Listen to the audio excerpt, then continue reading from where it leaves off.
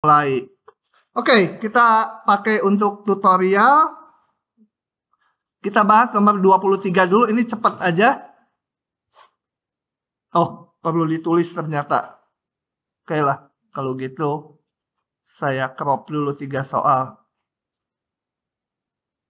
Masukkan di sini. Kenapa kecil ya? Oh, ini zoom-nya kurang gede. Oke. Jika Gx sama dengan Fx pangkat 2, Gx aja dulu diurusin ya.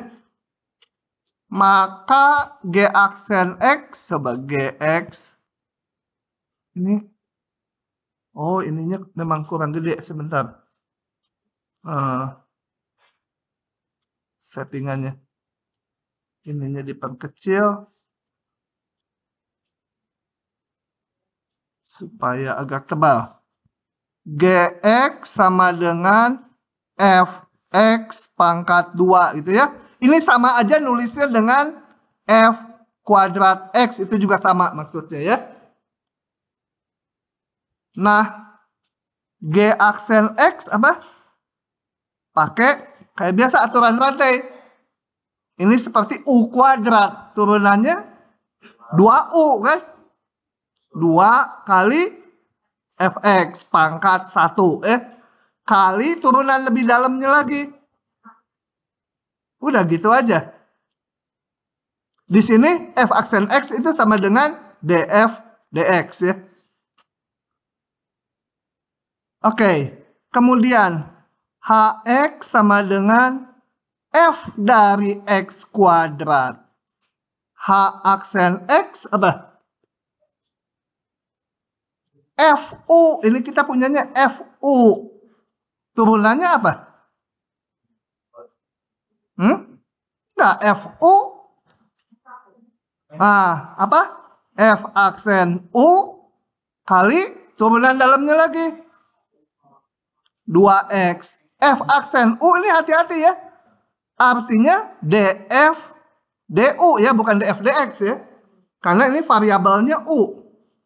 Atau notasi yang lebih membingungnya df d dari X kuadrat ya, turunan terhadap X kuadrat. Ini F aksen ini turunan terhadap U atau turunan terhadap ini X kuadrat. Paham ya? Jadi hati-hati kalau F aksen jangan diartikan turunan ke X, nggak selalu. Tergantung ininya. Kalau ininya X kuadrat berarti F aksen tuh turunan terhadap ini. Sorry, saya jangan pakai U ya. Kalau di jawaban itu di mikirnya kita. Gitu. Di sini U-nya sama dengan X kuadrat gitu ya di pikiran kita. Oke, kalau nggak paham nanya-nanya ya. Dengan turunan implisit jika ini, maka kita lihat bahwa yang kanan itu diturunkan ya terhadap X. Jadi yang kiri juga harus diturunkan terhadap X. Jadi saya hitung aja ini. Dx yang kiri. Sebenarnya kita hanya perlu ngitung ini. Tapi saya lengkapi aja ini supaya kelihatan ininya dari mana. Yang kanan menjadi itu, belakangan. Ini perkalian. Turunan X1 kali Y kuadrat ditambah apa? X-nya tetap kali gitu. Jangan lupa kalau nurunin Y kali Y aksen. Kayak nurunin U kuadrat. Itu kan 2U du dx atau U aksen gitu ya. Ini sama. Nurunin Y 2Y kali dy dx. Itu jangan lupa itu aja ya. Nurunin Y pangkat 1, turunannya 1 kali dy dx. Sebenarnya satunya itu turunan dari Y. Kayak U. Turunannya ya 1 kali turunan si U du dx. Oke. Sama dengan ruas kanan 3x kuadrat. Nah, maka saya bisa tulis di sini jawabannya yang mana? Ini yang depan menjadi Y. Udahlah, nggak usah ditulis lagi. Jadi ya, ini isi yang ini.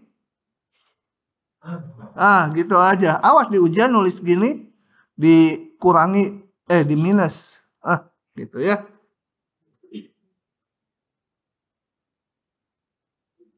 Oke, lanjut lagi. Kalau nggak paham tanya ya, jangan diam aja ya. Si Jambul mana? Kenapa makin mundur aja Jambul? Ya udahlah. Jika X, Y, Z adalah 3 kuantitas atau 3 variabel atau apalah, parameter atau apa, yang berubah terhadap waktu, berarti ini fungsi dari waktu, 3-3-nya, di setiap saat berlaku persamaan ini. Maka kaitan ini apa? Nah, ini semua kan diturunkan terhadap T. Betul?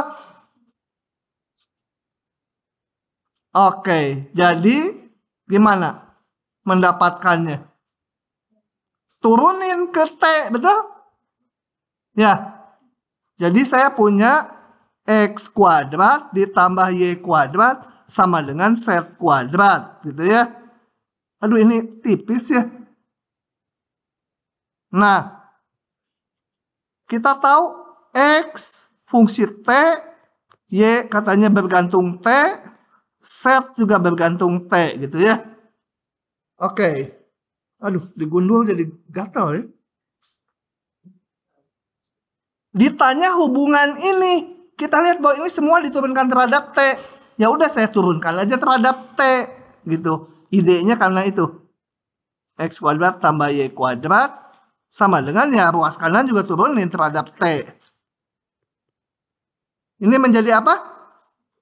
2X dx dt, gitu ya. 2Y turunin Y-nya terhadap T. Ini turun dulu terhadap Z, 2Z kali dz dt. Ya udah, hubungannya itu aja. Ya. Ya, ini jawabannya. Nih, taruh di situ.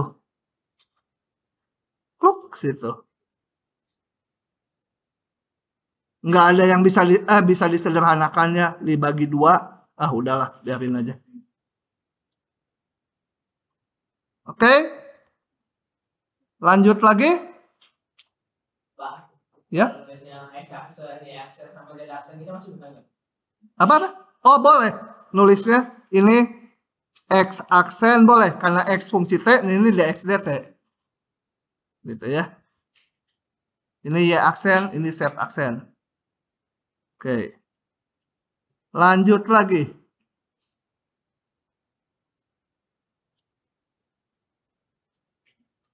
Saya crop 2 lagi ya.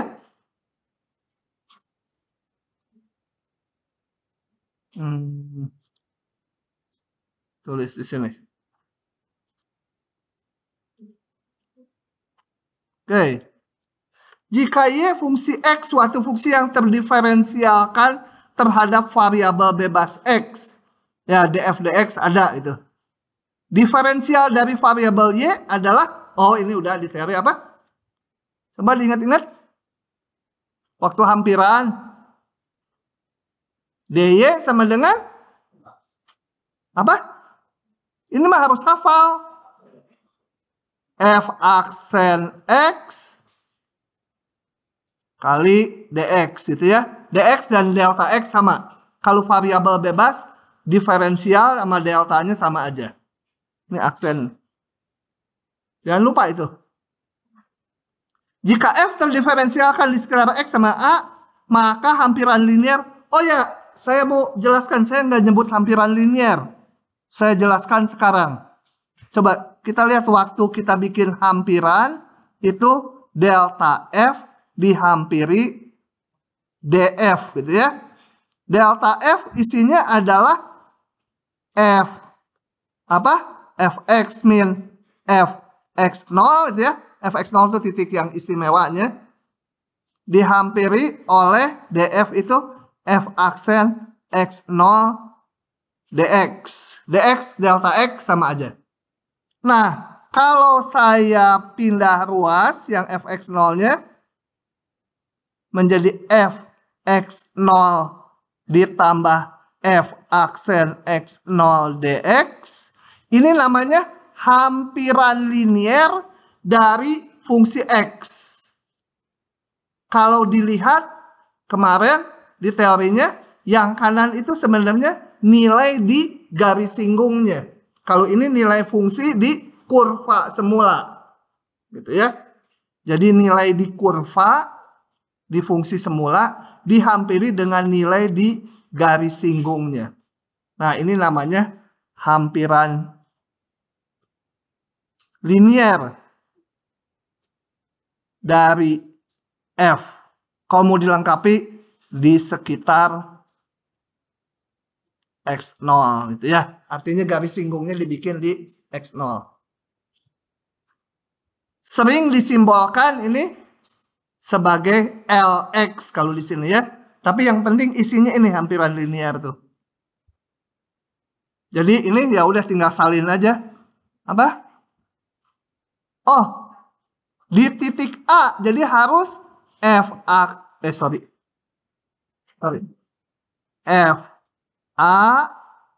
ya x0-nya tuh A ditambah f aksen A kali dx. Atau kalau mau lebih lengkap f A ditambah f aksen A dx-nya diganti x min A ya, jangan x0 ya.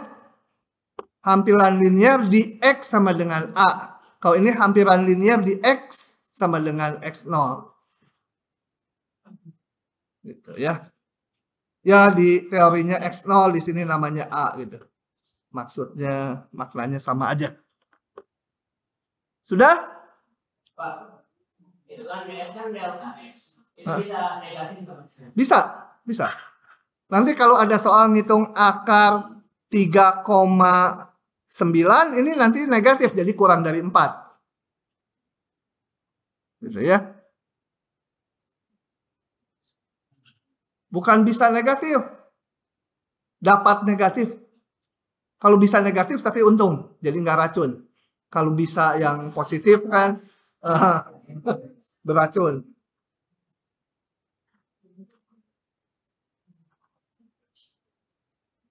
Ya. Kalau ketinggalan bilang ya, kalau saya bilang lanjut, terus saya pindah, masih nyatet silahkan nanti dikasih waktu. Oke, 24. Salah mencet. Nih saya crop aja semua ya.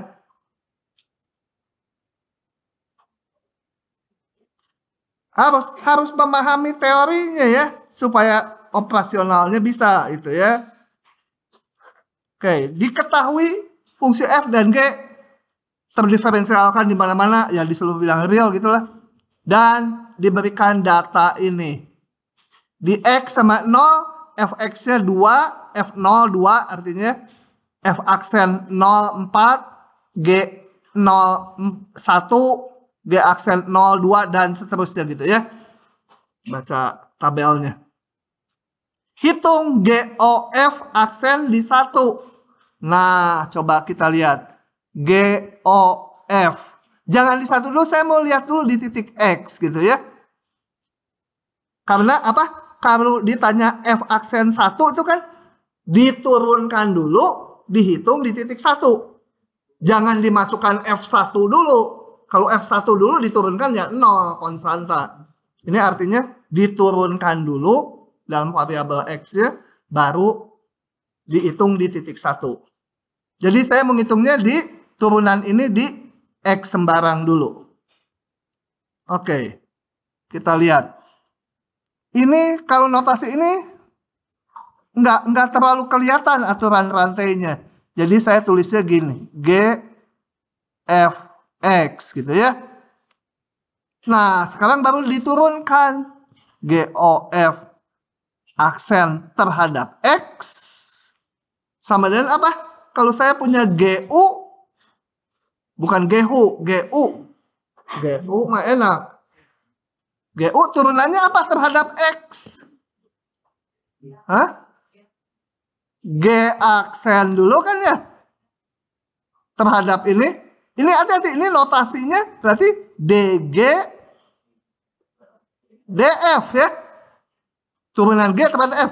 Ingat, kalau aksen tuh turunan ini terhadap ini. Kalau mau dilengkapi boleh X itu ya. Kali U aksen kan? Ini. G aksen U kali U aksen. U aksennya apa? F aksen kan? Yang ini betul. DF, DX gitu ya. Oke, sekarang baru dihitung di 1. Karena diminta di 1 nih. Jadi GOF aksen 1, ya ganti ini X-nya semua dengan 1. G aksen F1 dikalikan F aksen 1. Lihat dari tabel. G aksen F1 berapa? Min 1 ya.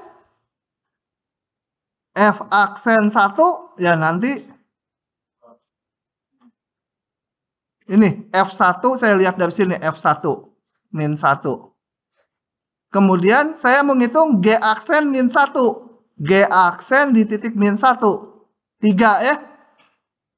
F aksen di titik 1. F aksen di titik 1. 2. Sama dengan 6. Paham? Jadi besok 100. Yang perlu nanti hari Sabtu 100. Ya nggak apa-apa lah. Besok 90, Sabtu 92 itu juga udah bagus. Oke, yang lainnya PR 2 supaya mahir. Ini lebih banyak saya yang birunya loh daripada yang merah. Demi kalian ini. Banyak merahnya ya. Ini habis. Saya pikir udah banyak contoh di diktatnya. Langsung aja dah. Tolong ini diganti P1, setengah ya. Tadinya P1, 1/8 nggak di grafik. Tapi ini lihat tuh yang cerita, lihat. Birunya banyakan saya tuh. Iyalah, harus percayalah. Ini merah-merah. Ini udah di teori juga yang gerak. Kecepatannya kapan 0, kapan positif. Langsung lompat ke nomor 31.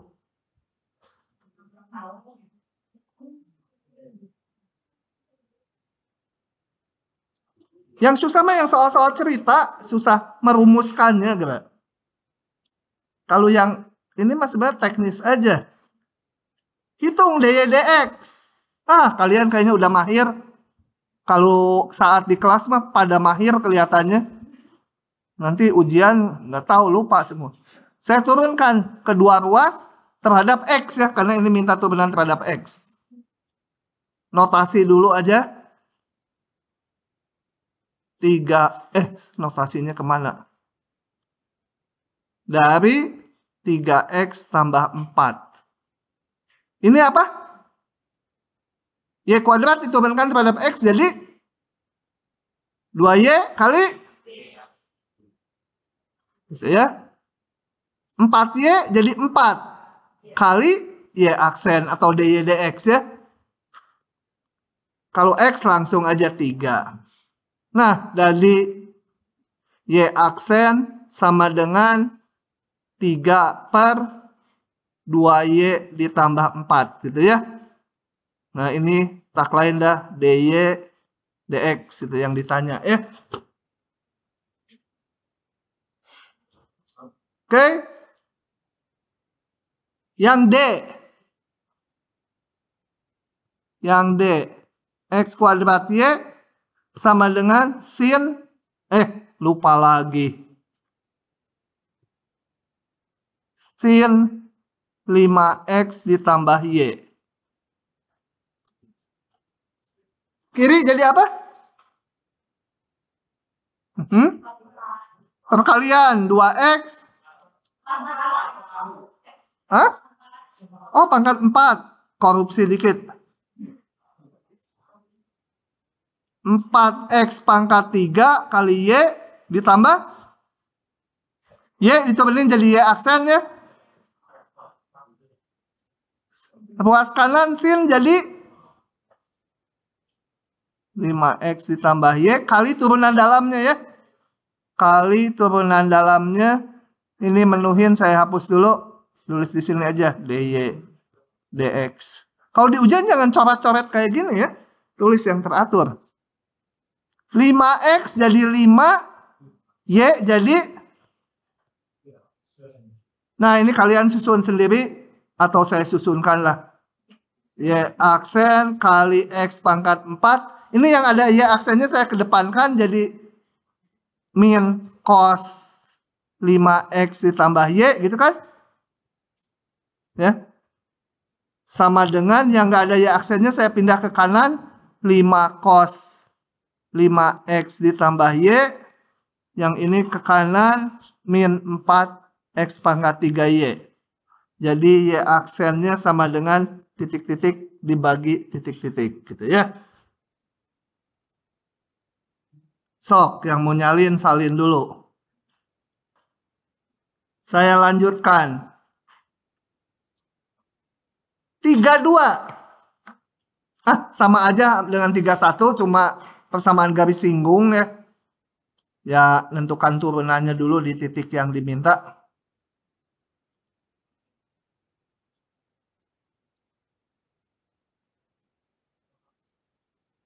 Tentukan persamaan garis singgung grafik persamaan berikut di titik A. Ini di grafik nggak? Coba dulu. Masukkan X-nya pi per 4, Y-nya 1 terpenuhi nggak ini? Tangan pi per 4 kali 1 berarti tangan pi per 4 1 ya. Y-nya 1 berarti ini di grafik ya. Jadi saya periksa dulu aja saat X sama dengan pi per 4 dan Y sama dengan 1. Kita lihat ini. Tangan XY sama dengan tangan pi per 4 kali 1 sama dengan 1. Jadi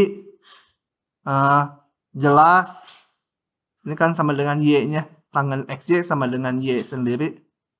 Jadi jelas A itu di grafik. Di grafik aja lah, nggak usah, karena ini nggak eksplisit nulisnya.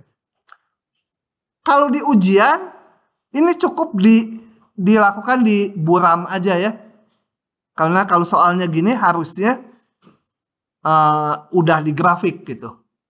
Kalau nggak di grafik itu biasanya tulisannya tentukan persamaan garis singgung terhadap kurva ini yang melalui berapa itu. Nah hati-hati melalui berapa. Kalau di grafik ya gampang. Kalau di luar grafik kan agak susah. Oke, jadi saya perlu tahu apa? Ini titik yang dilalui oleh garis singgungnya. Tinggal menentukan kemiringannya ya. Jadi perlu DY DX di titik A. Jadi perlu DY DX di titik A ya. Nah, kita hitung dulu, turunkan dulu. Ruas kiri tangan XY gitu. Ruas kanan juga turunkan Y. Ruas kiri tangan turunannya apa? Lupa. Turunan tangan apa? Lupa kan? Kalau lupa tulis sin per cos. Pakai rumus pembagian. Turunan sin. Lupa juga. Aduh, nggak tahu saya. Kalau turunan dosa, sin itu dosa kan ya. Turunannya apa? Turunannya katanya 7 turunan jadi dosa juga. Nah, pokoknya kalau nggak apa turunan sin sama kos, mungkin rindu ketemu tahun depan. Tangan sekant kuadrat ya. Kali turunan dalamnya. Kan aturan rantai. Ini apa? X-nya diturunkan 1 tinggal Y. X-nya tetap, Y-nya diturunkan Y aksen ya. Ruas kanan Y aksen. Saya susun dulu Y aksennya. Atau nggak usah. Gini aja. Saat X-nya sama dengan pi per 4 dan Y-nya sama 1, titik A maksudnya. Ini titik A. Di titik A gitu ya. Saya masukin aja ini. Sekant kuadrat X-nya pi per 4 kali 1 kali 1 ditambah X-nya pi per 4 kali Y aksen sama dengan Y aksen. Dari sini kan bisa dihitung sekant pi per 4 berapa ya? Sekant itu seperkos. Kos pi per 4 berapa? Hah? Berapa ini? Setengah akar 2. Jadi dikuadratkan jadi berapa tuh? Ya setengah akar 2 pangkat 2.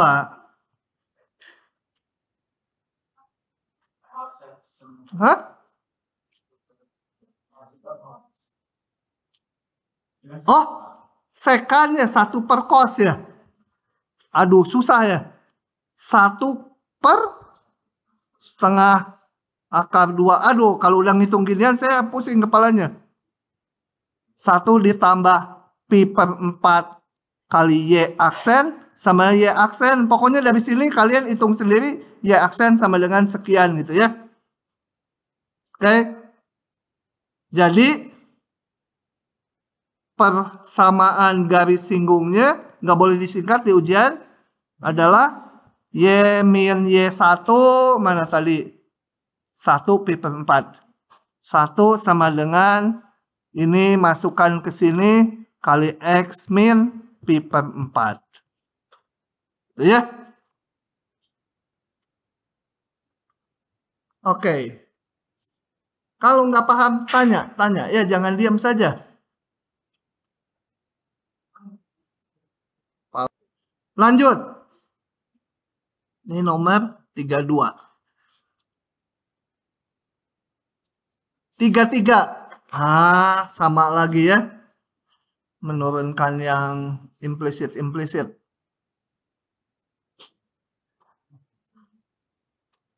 Tuh kan ada setannya. Biar aja setan juga mau belajar ini.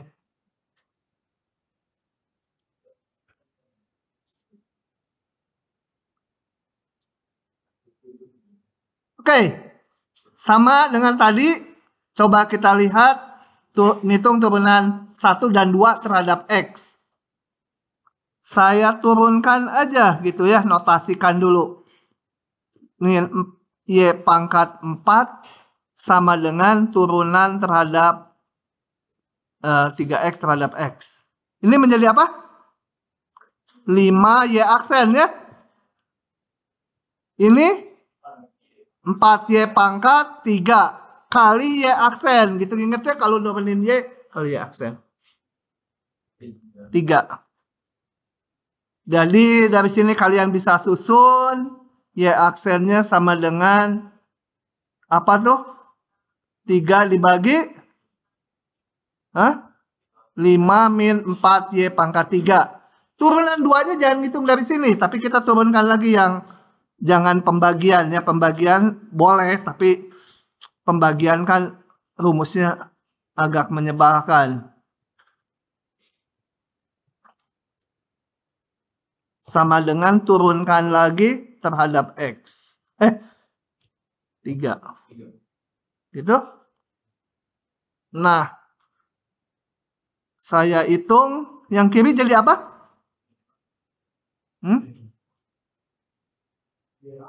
Kalau U diturunkan terhadap X jadi apa?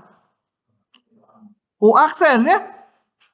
Kalau Y aksen diturunkan terhadap X jadi. Nah, niru ini aja ya. Ini tapi Y aksen. Y aksen diturunkan terhadap X. Double aksen gitu ya.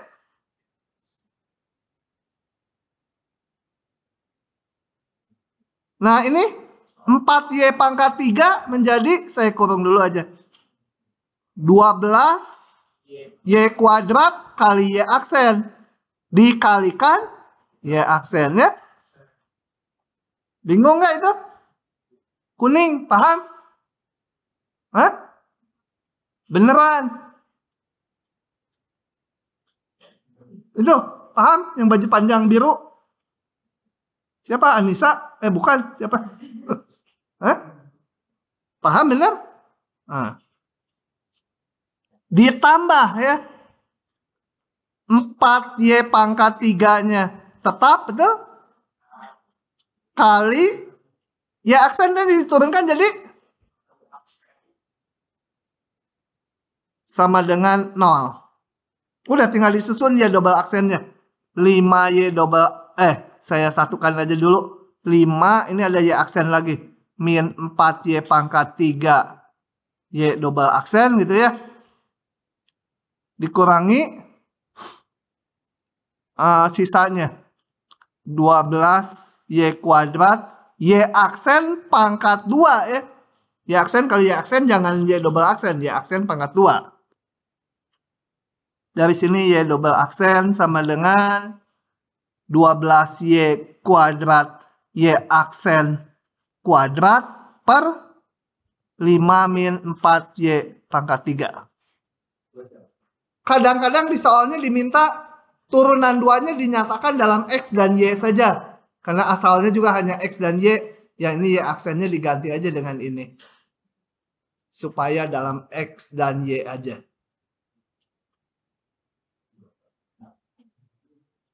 Kalau di ujian kadang-kadang dimintanya ngitung di titik tertentu.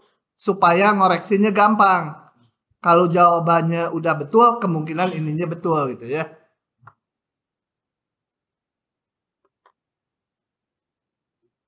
Oke, tuh lihat, kalian cuma membebek aja ini. Sama aja. Udah nyalinnya? Si Jambul nggak kelihatan. Oh ya, udah. Tidur ya? Jangan tidur ya. Kalau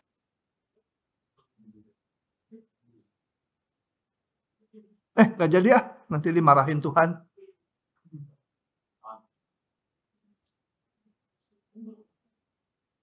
Nah, mulai soal-soal cerita gini. Yang cerita buat hobi aja ya. Saya habis neranginnya suka panjang, ngabisin waktu.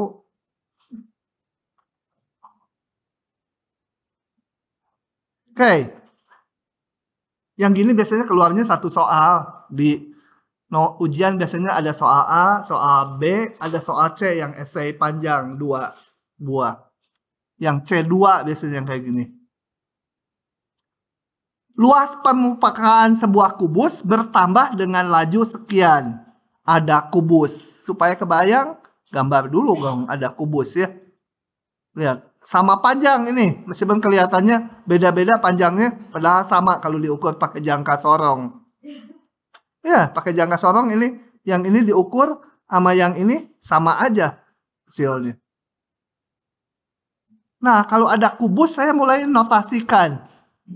Rusuknya saya sebut S gitu ya. Ya, ini S semua. S. Laju permukaan kubus, ada luas permukaan kubus bertambah ini. Berarti ada laju perubahan luasnya. Tentukan seberapa cepat volume berubah saat panjang sisinya 3. Berarti harus menghubungkan luas dengan volume dengan sisi. Yang kita punya langsung hubungan luas dengan sisi dan volume dengan sisi. Coba kita lihat. Luas atau sebut dulu lah. Misal S, L, V adalah rusuk, luas, dan volume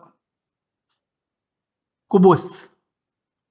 Saya punya hubungan L sama dengan ada 6 dinding ya, 6S kuadrat. Dan saya juga punya V S pangkat 3 gitu ya. Sedangkan di sini juga diketahui DL apa itu? DT 72. Nah, kalau L-nya berarti L fungsi waktu ya. Berubah terhadap waktu, bukan konstanta L-nya. Kalau L-nya fungsi waktu, ya pasti S-nya juga fungsi waktu ya. Jadi, kalau di ujian nggak usah dijelas-jelasin kayak gininya. Jadi, S juga fungsi waktu. Berubah terhadap waktu. V juga. Nah, ditanyanya apa? Ditanya dV dt. Nah, kita hitung. Kalau ngitung dV dt kan kita pakai yang ini ya. Ya, nanti waktu ngitung ini mungkin pakai yang atasnya. Coba kita lihat. Saya hitung aja. dV dt. Ini saat-saat tuh nanti ya. Pada saat gitu. Itu nanti terakhir. Kita hitung aja pada saat sembarang. Sama dengan saya turunkan dari sini V fungsi S, S-nya fungsi T. Jadi turun ke S dulu. Nah, gitu. Kali ds dt. Oke? Saat S-nya 3 ini udah bisa dihitung, tapi ini belum tahu. Nah, hubungkan ini dengan L karena dl dt tahu. Oke, saya sekarang ini tunda dulu ya. Tunda dulu. Sekarang dibahas, dulu ditunda. Saya pakai yang sekarang ini. dl dt sama dengan 12S kali ds dt. Betul? Ya. Nah, jadi dari sini saya dapat ds dt sama dengan perlunya buat ini nih tadi. Susah. dl dt dibagi 12S kan? Nah, masukkan ke sini. Melanjutkan yang ditunda. Di ujian nggak usah tulisin gini ya. Yang ditunda dulu lagi nundanya juga. Yang ditunda maka dv dt ini V ya. Kalau ada kupingnya V. 3S kuadrat dikali ds dt tadi. Ya dl dt dibagi 12S sama dengan 3/12 itu 1. Salah. Ya 1/4 betul. S kuadrat dibagi S tinggal S aja. dl dt. Nah, udah gampang. Saat S-nya sama dengan 3, dv dt sama dengan berapa? 1/4 kali 3, dl dt-nya diketahui berapa tadi? Nggak percaya sama mahasiswa. 72. Suka dibohongin. Dihitung ya. Begitulah ceritanya. Silahkan kalau lanjut lagi. Udah nyalinnya? Anissa udah?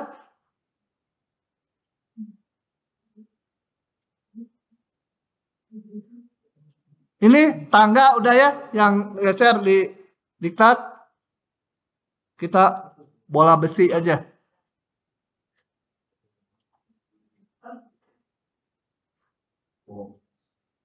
Kenapa jadi keluar itu?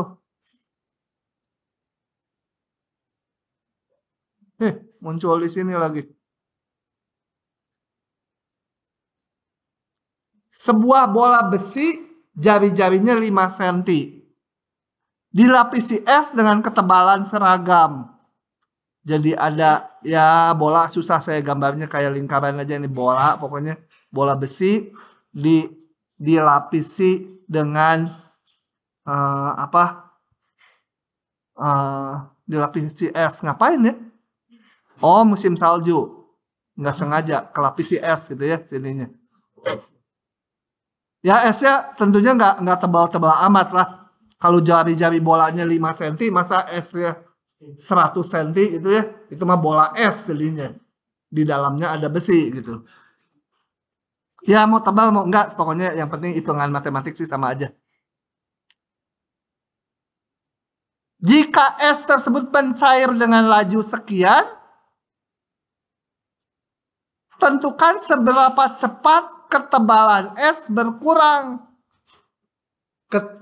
pada saat tebalnya 1 cm. Gimana ini?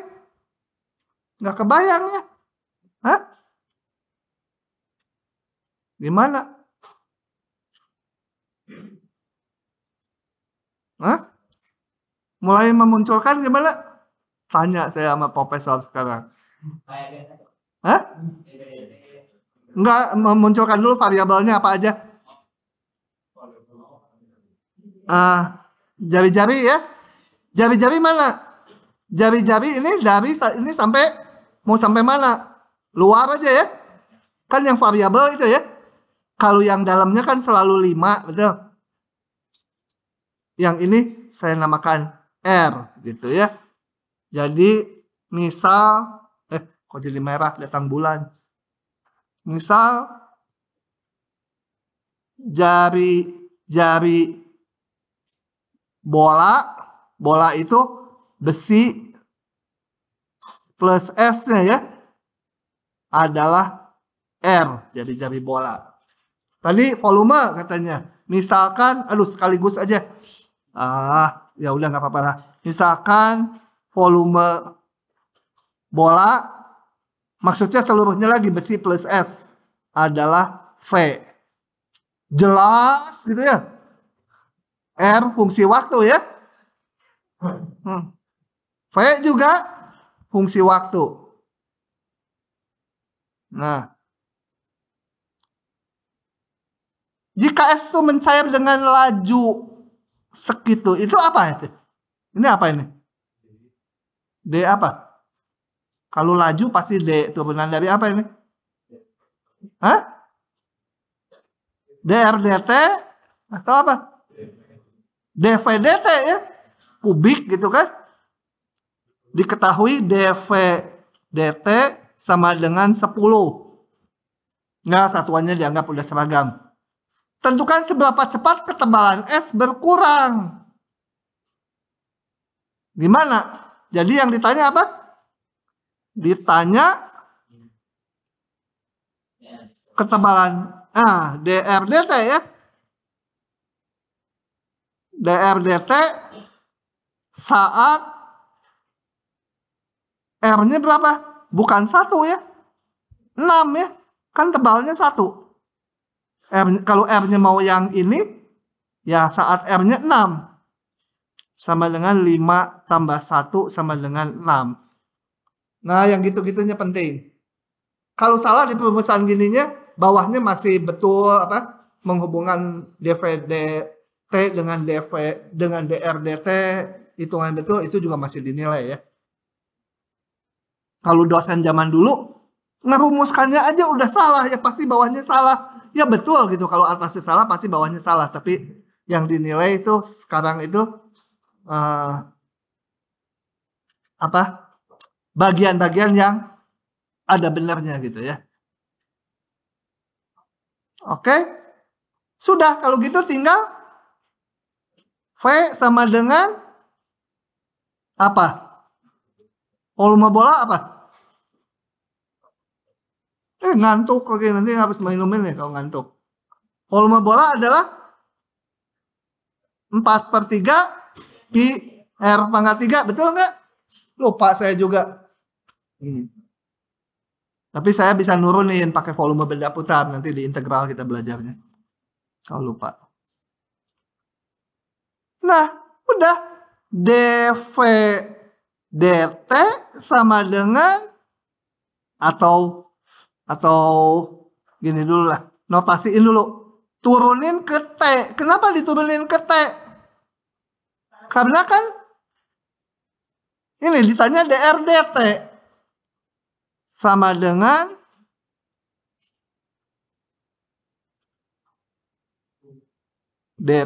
notasi dulu lah. Suka ngeheng gitu ya. Ini ya jadi dv dt. Yang kanan turun ke T, turun ke R dulu. 4πr kuadrat kali perbandingan R-nya. dr dt. Paham ya? Nah, udah tinggal dimasukkan saat tebal S1, satuannya lupa, atau R-nya sama dengan 5 tambah 1 ya. Ini yang besinya. Besinya 5 tadi kan? Nah ini.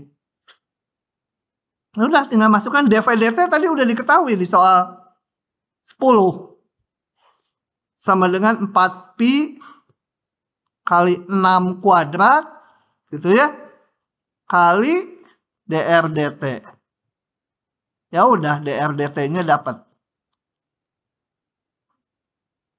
Saat ini ya, saat dipakai terakhir. Cuma gitu aja ya. Profesor bener nggak ini? Kalau profesor bilang betul harus betul. Takut salah saya.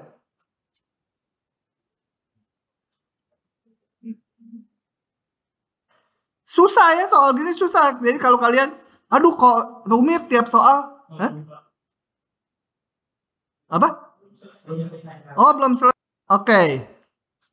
Nanti kalau belum kerasa itu enak ya, tanya si profesor ya. Pop, ke rumah dong Pop gitu. Saya mau tanya.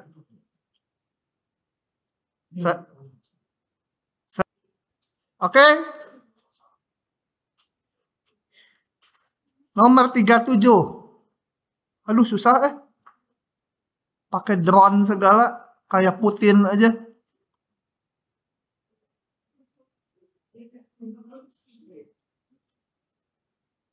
Ih, kecil lagi.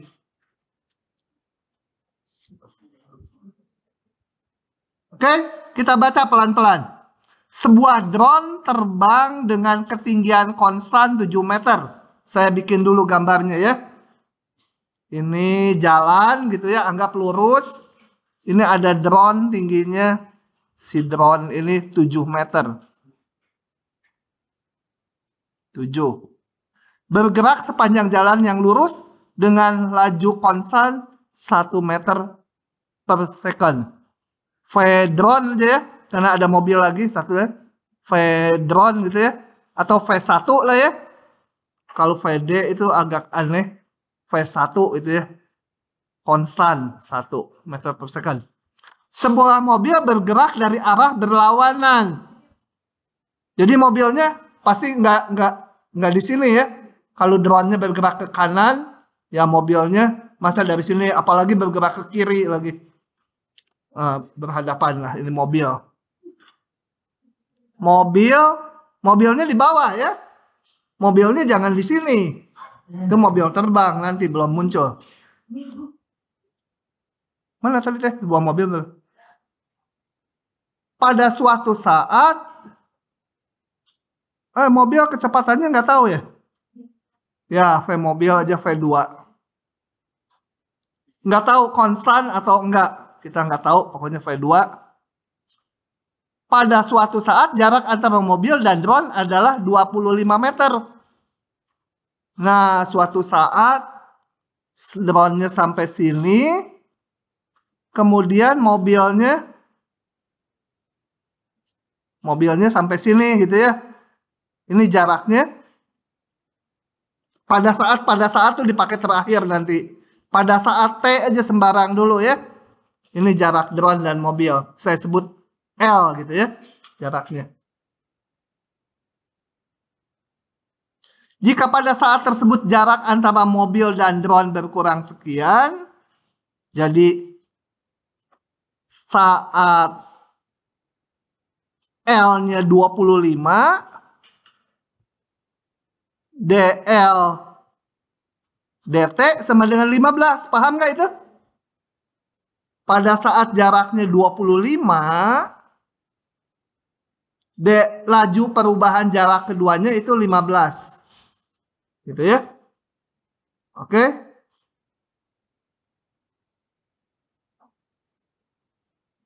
Tentukan kecepatan mobil pada saat itu. Nah, ini nanti dipakai belakangan. Pada saat tes sembarang aja. Ya. Gunakan satu titik tetap di jalan sebagai acuan. Oke? Gimana kah? Susah? Hanya profesor. Kalau profesor nggak bisa, ya nggak bisa kita semua. Oke. Saya acuannya bikin titik nol, terserah mau yang mobil atau yang drone. Saya titik nolnya di sini ya. Nih, gunakan titik sebagai acuan. Oke. Kemudian gimana ya? Susah ya? Hah? Ngeheng ya kita. Ditanya ini dV2 per dt itu kan? Ya. Oke? Susah ya? Hah? Gimana dapat fungsi L-nya? Pokoknya ini saat T gitu ya. Ini posisi. Setelah anggap aja nanti T0 di sini ya. Waktu T0 drone-nya di atas pusat koordinatnya. T detik. Gimana dapetin L-nya?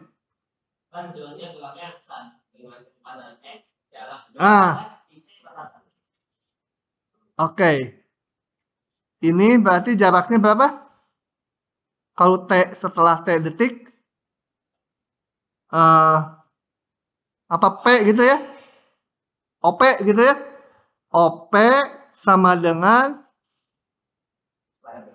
berapa? T kali 1 ya? Kecepatannya 1. Kemudian?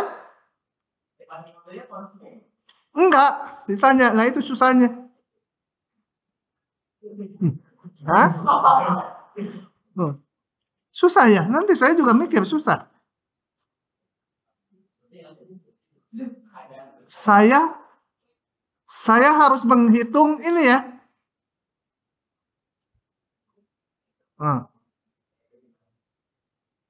Nah.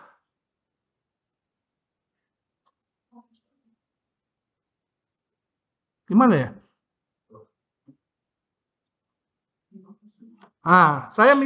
Saya nggak tahu idenya, pokoknya saya gini ya. Nggak tahu jalan, nggak tahu nggak. Misalkan posisi mobil saat atau setelah T detik, adalah X. Ini posisinya X di situ.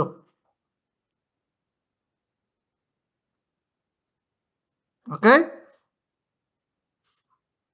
Terus ikuti yang dia tadi. Belum tahu X-nya berapa ya? Belum tahu. PX jadi belum bisa dihitung karena kecepatan mobil juga nggak tahu.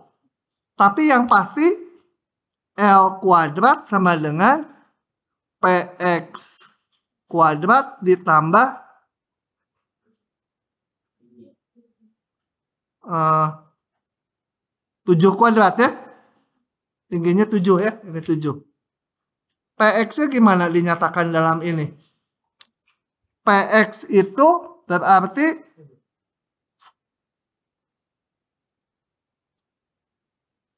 sama dengan PX saya nyatakan sebagai OX min OP. Betul? Gitu? Hah? OX. Karena saya mau ngitung kecepatan mobil tuh idenya berarti D ini ya, DOX per DT kan? Kan OX itu jarak mobil ke sumbu. Jadi yang ditanya itu kecepatan mobil adalah D dari OX nanti terhadap DT gitu.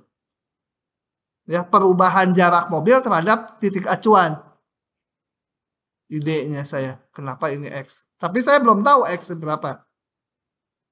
Oke. Nah, membingungkan ya. L kuadrat sama dengan OX tadi udah nggak tahu. Oh, sebut OX-nya sama dengan apa ya? M gitu ya. Supaya nggak huruf M min OP-nya tadi T. Ditambah 7 kuadrat. Nah, sekarang yang ditanya adalah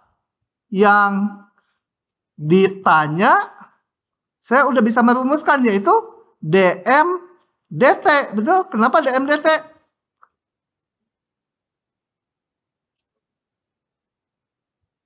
dm dt. Paham nggak? Perubahan jarak mobil, ini kan posisinya di X, terhadap waktu. Susah ya?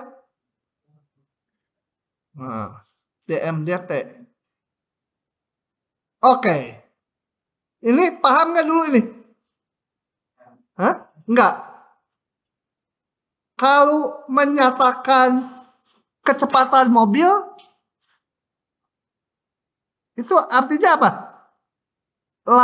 Adalah perubahan jarak mobil terhadap titik O, titik 0, terhadap waktu kan? Pada saat T, dia ada di posisi X. Kecepatannya berapa? D dari OX terhadap waktu. Benar nggak? Si mobil katakan berada di posisi X. Berapa kecepatannya? Berarti DOX per DT. OX-nya saya sebut M supaya gampang. Nah, kok pada bengong? Lucu, bingung kamu ya? Hah? Sok, proses dulu. Oke, jadi untuk mendapatkan dm dt, ini dm itu nyingkat aja OX ini ya. Atau kecepatan mobil. Ditanya dm dt. Maka saya turunkan terhadap T. Dari L kuadrat sama dengan turunkan terhadap T dari yang ruas kanan. M min T kuadrat ditambah 49. Ini 2L. L fungsi waktu ya. DL dt gitu. Ya, kayak nurulin Y kuadrat ya 2Y ya aksen. Ini 2M minus T gitu ya. Kali apa? Kali turbulen dalamnya terhadap T. dm dt. Ini turbulen terhadap T apa? 1. Saya mau nyari dm dt saat apa tadi? Saat L-nya 25 dan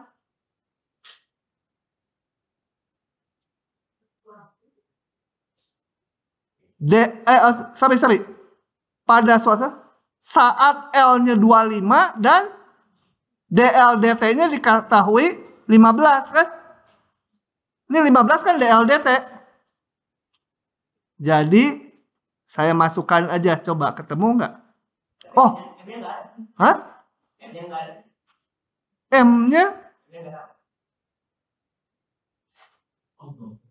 Oh, M-nya nggak tahu ya.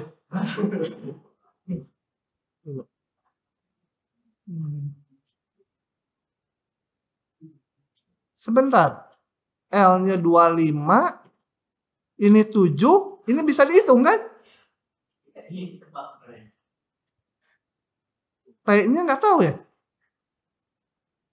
Ya, kayaknya nggak tahu.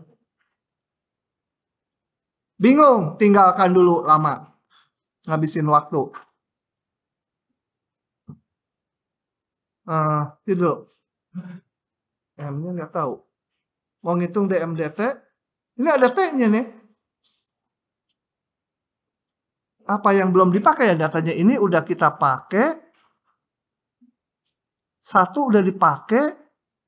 7 udah dipakai. Semua informasi udah dipakai. Tapi nggak bisa masuk ke sini. Tinggalkan, Robi pasti bisa. Ditunda. Lama nanti mikirnya. 15 menit gitu mikirin soal ini. Nah, gitu. Tapi kok nggak keluar langsung ya? Itu dulu. Ini beres.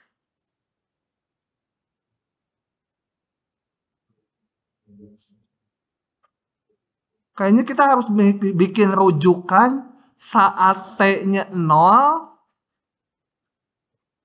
Posisi sidron itu kita anggap saat sidron berada di atas titik 0 itu kita bikin konvensi waktunya itu T sama 0. Tapi tetap nggak bisa. Nggak tahu, tunda dulu. Aduh, kalau keluar di ujian nggak selesai saya. Biasanya yang gini 20 menit kalau keluar di ujian. Kita udah berapa menit tadi nggak tahu. 20 menit. Tunda dulu ya. Dilewat. Lanjut lagi. Susah. Tandain merah aja sama saya. Kayaknya kita sekian dulu aja dulu. Pak. Ya? Kan yang terakhir kan tinggal masukin lagi. Ini tinggal masukin gampang. Ya. Tingginya juga ada 7. M-nya bisa dicari dong. Tapi kayaknya nggak. Entar, PX-nya bisa dihitung. Saat ini PX-nya udah tertentu. OP-nya? Ada T-nya. Nah, makanya harus bikin konvensi waktu T0 drone pas di atas sumbu ini. Jadi kita bikin sumbu 0-nya ini saat drone di atasnya. Tapi itu juga rasanya belum keluar. Profesor tugas ya. Sebelum dibahas Robi Kamis, nanti profesor tulis yang rapi lagi dari awal sampai solusinya. Atau kalau ada yang bisa. Ya. Sini lihat, udah bisa kayaknya. Dia udah nulis itu. Ini siapa namanya? Udah bisa? Nanti tolong tulis di WA group aja ya. Tapi kayaknya harus menentukan waktu T0 posisinya si drone atau si mobil drone aja. Ada di mana. Itu sebagai titik acuan. Oke. Kita udahan dulu, udah susah.